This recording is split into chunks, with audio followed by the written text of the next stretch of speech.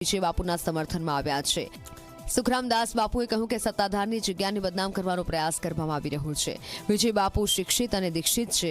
મહત્વનું છે સત્તાધાર જગ્યાના મહંત વિજય બાપુ પર તેમના પૂર્વાશ્રમના સગાભાઈ નીતિન ચાવડાએ અનૈતિક સંબંધો સહિતના આક્ષેપો કર્યા હતા, જે બાદ વિવાદ ઉભો થયો છે।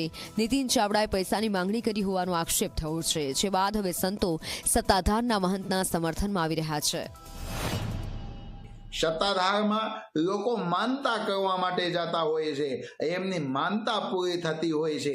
એવા સત્તાધારને જે લોકો બદનામ કરવાની કોશિશ કરી રહ્યા છે ને, એ લોકોને અમે વિનંતી કરીએ છીએ કે તમે આસ્થાને સાથે ચેડા ના કરો।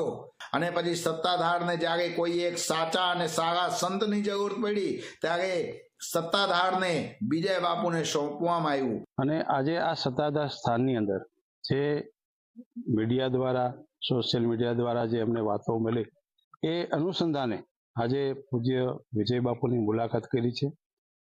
ટૂંક સમયની અંદર જ હમણાં જે બાપુએ મહેશગીરી બાપુએ જે રજૂઆત કરી એ બાબતની ચર્ચા વિચારણા કરી અને સનાતન ધર્મના પરંપરાના દેહાણ જગ્યાના તમામ મહાપુરુષો, સંતો, મહંતો અહીંયા આવશે અને સત્ય વસ્તુ એ લોકો સુધી પહોંચે એવી શુભ ભાવથી અત્યારે મુલાકાત લીધી છે।